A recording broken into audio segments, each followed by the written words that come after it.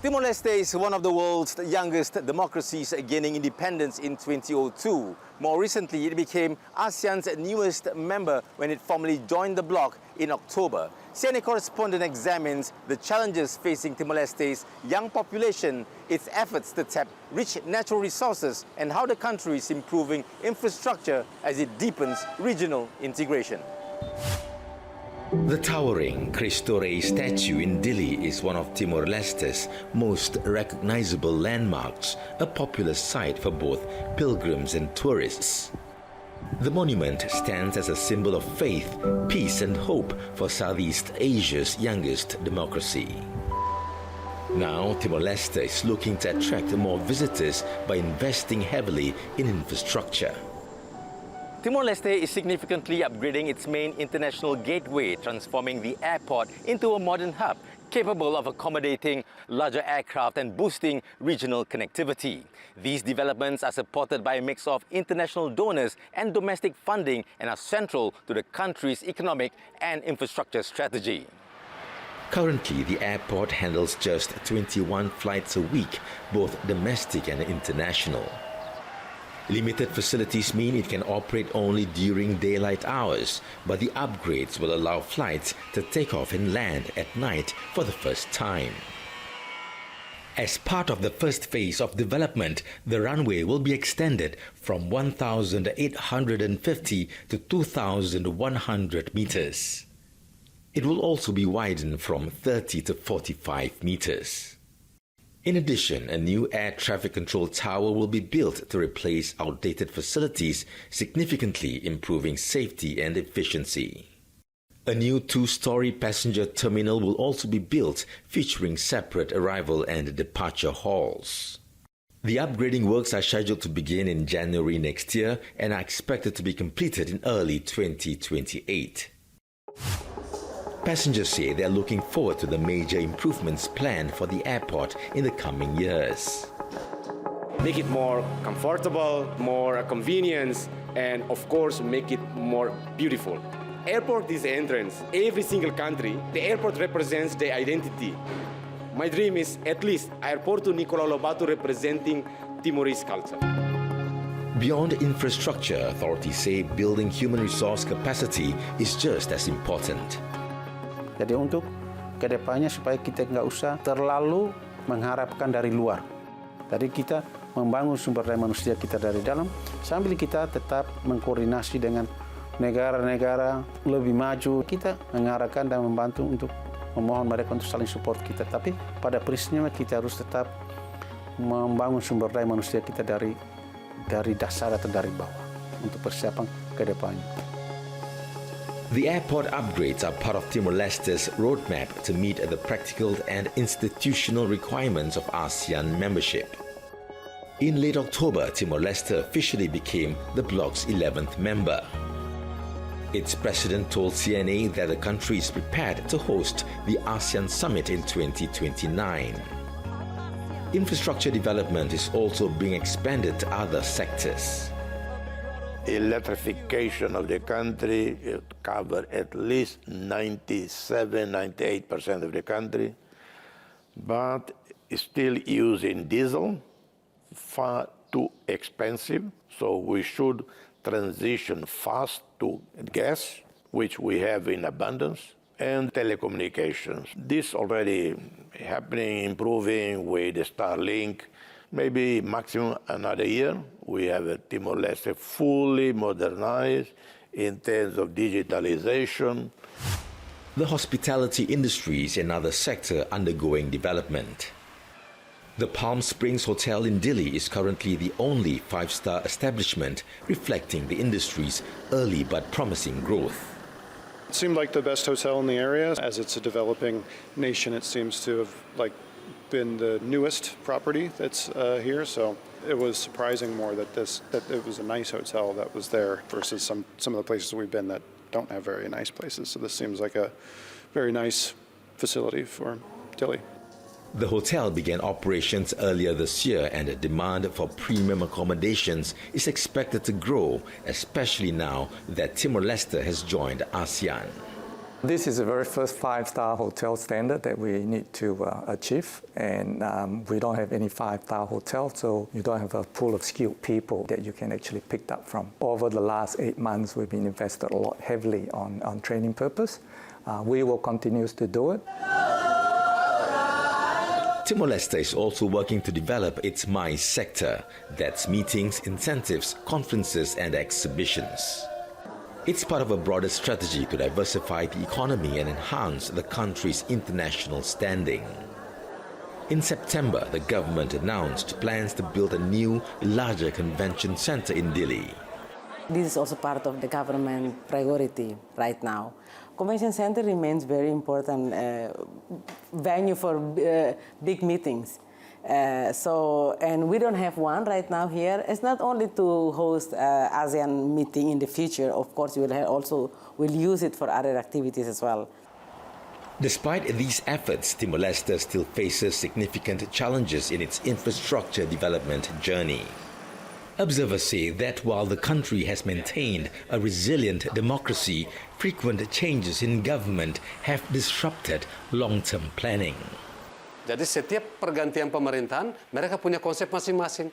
Jadi walaupun pemerintah yang ini mempunyai konsep yang bagus, tapi pemerintah yang akan datang belum tentu dia mau melanjutkan. Jadi dia harus membuat sebuah perencanaan baru lagi. Belum diimplementasikan, sudah ada pergantian lagi. Dia datang lagi, dia ini tidak mau, saya maunya ini lagi. Jadi tidak ada berkelanjutan. Ini yang menjadi masalah. Timor-Leste's drive to upgrade its infrastructure is laying the foundation for future growth. Each new development signals Dili's determination to connect more closely with the region and its hope that ASEAN membership will give its economy the lift it needs to take off and soar to greater heights.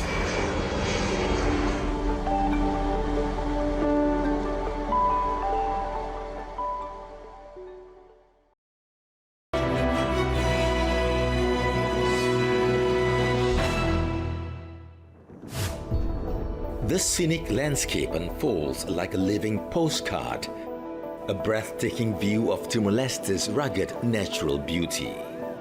Hills and mountains cover about 70% of the country, landscapes that form the very soul of the nation. Beneath this pristine terrain lies another treasure, rich deposits of oil and gas. One of the most promising sites is the Greater Sunrise gas field in the Timor Sea, located between Timor-Leste and Australia. It holds an estimated 5.1 trillion cubic feet of gas, reserves valued at more than $70 billion. The field lies about 140 kilometers off Timor-Leste's south coast and roughly 450 kilometers northwest of Darwin, Australia. Talks are still ongoing between the two countries on how and where the gas should be piped for processing. Timor-Gap, the state-owned oil and gas company of Timor-Leste, is the majority shareholder in the Greater Sunrise project. Last year, an independent study was completed to help authorities determine the most viable development route for the field. We lay out all the options, including obviously for the Timor-Leste LNG option and also the options to Australia. The concept study actually showed that having a TLNG option or pipe the gas to Timor and build the LNG plant in Timor-Leste is not only technically feasible but also commercially viable, and the option that actually gives the best economic return or the best IRR that we're talking in the order of about $50+ billion. Timor-Leste's president says his country needs the Greater Sunrise project far more than Australia does. A final decision on where the gas will be piped is expected by the end of the year. There is no other option. If the pipeline doesn't come to Timor-Leste, the development of Greater Sunrise is not going to happen. It will stay buried, and we have to look for alternatives. So we can live without Greater Sunrise if need be. It is not going to go to Darwin. Not all roads lead to Darwin. Timor-Leste is already laying the groundwork to process the gas through the Tasemane project. The gas is expected to land in Natar Bora, which is being planned as a hub for a refinery, a petrochemical complex, and a liquefied natural gas facility. Meanwhile, Suai is being developed as a logistics hub to support oil and gas exploration and production in the Timor Sea. Connecting the two is a 155-kilometer highway now under construction, a key component of the Tassie Mane project. Suai, the capital of Kova Lima municipality, is home to nearly 10,000 people. It's the first Monday of the month and civil servants in Kova Lima municipality gather for a flag-raising ceremony. The assembly gives officials a chance to share updates on developments, including the Suai supply base. Untungnya itu kalau pipa itu dibawa ke Timor-Leste, pemuda-pemudi yang ada di sini bisa bekerja di perusahaan minyak itu, karena untuk sementara pemuda-pemudi Timor-Leste, khususnya Kova Lima juga, banyak yang bekerja di Australia, ada banyak juga yang di Korea dan juga di UK. The Suai Airport is another key component of the supply base, supporting companies operating in the Timor Sea's offshore oil and gas fields. The Suai Airport plays a key role in supporting the Tassie Mane project, a petroleum industrial corridor on Timor-Leste's south coast. It isn't entirely new, but an upgrade of a regional airport to meet ICAO standards for international use. The refurbishment began in 2014 and was completed 3 years later. The airport is now set for further upgrades to support the planned expansion of services at the Suai supply base. But progress comes with consequences. Thus, nearby village east of the airport has been affected by land clearance, and residents will soon be relocated. These are the permanent homes being built by the Timor-Leste government for residents who are going to be displaced by the Suai Airport future development. Construction on the 63 houses started in June 2024 and is expected to be completed by March 2026. Matilda is among the residents facing relocation. The 70-year-old has lived in her current home for more than 40 years, sharing it with 12 other family members. Triste utuan tambah be istaru makan sana ona atu halo kampo abiwa saune ne sira kala ona ni ita ama atu kusura mina amila ko imos tehan la bele ona tingke bele dit ona depois bele hotu ami bele ami simu hotu ami atu tumba ihane bane umamak kikuan los la ko umabot ita. Despite the social tensions, the government has promised long-term economic benefits and job creation for local communities. But some residents remain skeptical, citing repeated delays in the project's rollout. Itare ia suplebes mas atu tama, e depois atu be projeto barabak mai Tassie Mane atu be saida kalai, nebe nudar sefe aldena aprecia governo dania, mai be idane implementa kala idane mak sei saida tanda tanya bahu. The Tassie Mane project highlights both opportunity and risk for Timor-Leste. The nation's spending remains heavily supported by its petroleum fund, drawn from finite offshore oil and gas revenues. Advocacy groups warn that the country must diversify its economy and manage its wealth more carefully to secure a sustainable future beyond oil. Masyarakat Timor-Leste itu masih merasakan bahwa sepertinya dana atau uang tersebut itu kebanyakan yang dihambur-hamburkan. Istilahnya bisa dibilang semacam manajemen keuangan itu masih begitu sulit. Jadi khususnya untuk kita bukan hanya berharap petroleum fund, tapi diversity ekonomi itu akan muncul. Bisa pemerintah itu sendiri bukan hanya niat tapi punya komitmen dan juga punya kapasitas untuk mengolah dana tersebut. As Timor-Leste takes bold strides with ambitious projects like Greater Sunrise and Tassie Mane, the nation stands at a crossroads between the promise of prosperity and the risk of over-reliance on oil and gas to fuel its future. For many, these projects represent hope, but for others, they're a reminder that true progress will depend on how fairly the benefits of development are shared with the people.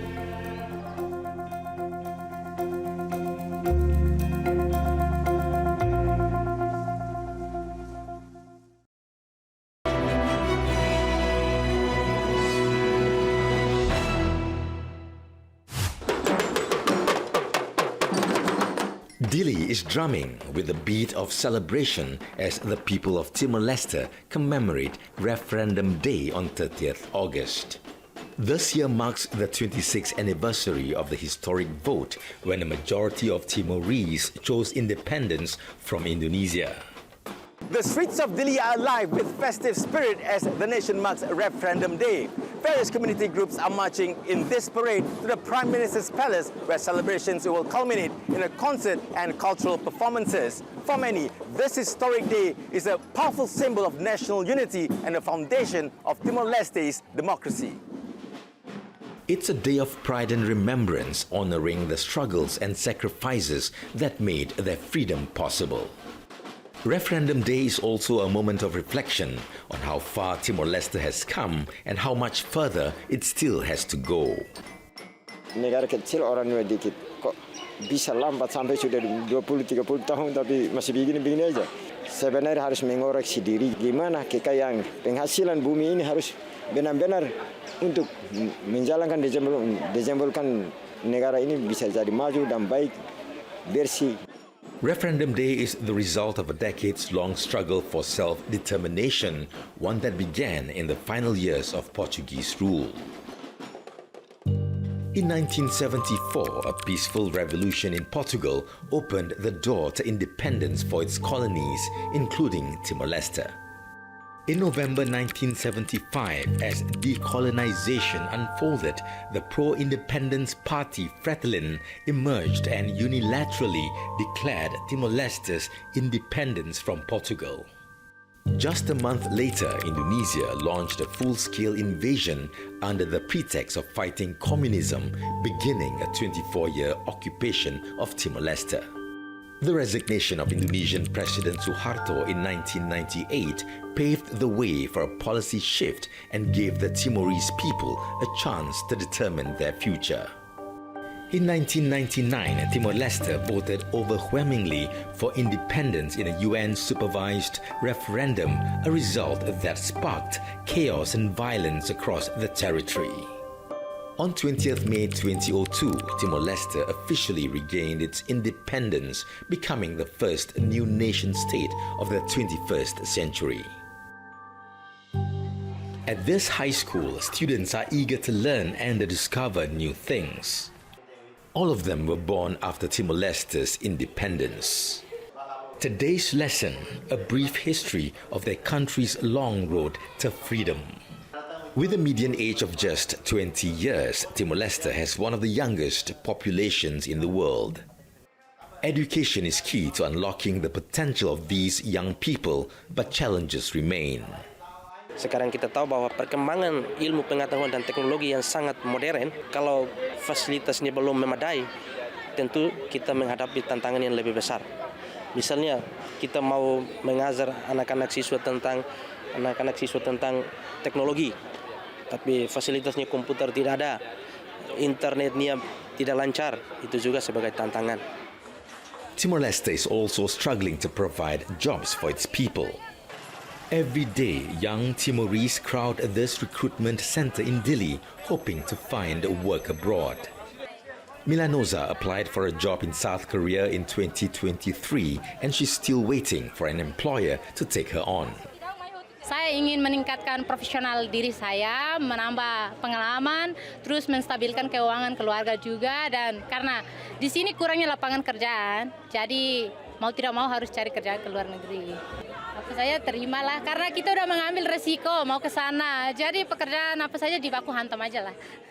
Economists say Timor-Leste needs to diversify its economy quickly and expand labor-intensive industries to create more jobs. We should be moving very fast, very correctly into manufacturing and service sector. That's the core of diversification that we've been talking about a quarter century. More than half of our GDP is coming from imports of different sort of products. I think that's a lot of opportunities here to fulfill the domestic market first. With jobs hard to come by, more enterprising Timorese are finding new ways to make a living. Mariano was evicted from his home when the government took over the land for an infrastructure project. But the 33-year-old who's passionate about coffee turned his setback into an opportunity, brewing a new beginning with Cafe Atsabe in Dili. My hopes for the cafes would like to expand Cafe Atsabe in Timor-Leste and also outside from Timor. That's my big ambition and big dream. And also would like to develop the coffee sector in Timor-Leste. We are trying our best to keep doing what we are doing to improve the coffee production or the coffee process in Timor-Leste to compete in the specialty coffee market. Coffee is a vital pillar of Timor-Leste's economy, serving as its largest non-oil export. Timor-Leste is famous for its coffee. The beans, often a unique Arabica Robusta hybrid, produce a resilient and aromatic cup.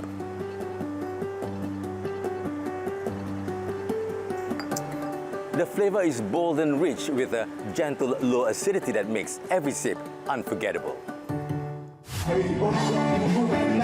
Timor-Leste's future lies in its young generation, a powerful force for change that presents both a challenge and an opportunity for the nation's development. Historical milestones like Referendum Day give them confidence for what's ahead.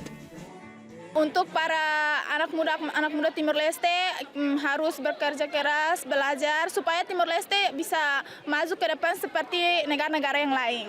Saya harap untuk kedepannya lapangan kerja untuk Timor-Leste bisa ditambah lagi atau biar masyarakat Timor-Leste tidak perlu harus selalu keluar negeri untuk cari kerja dan bisa kerja langsung di Timor-Leste di negara kita sendiri. Timor-Leste's climb toward progress may be steep and slippery, and the journey far from easy. But with determination and resilience, the country's rising generation believes that every struggle brings them closer to the summit and to their dreams.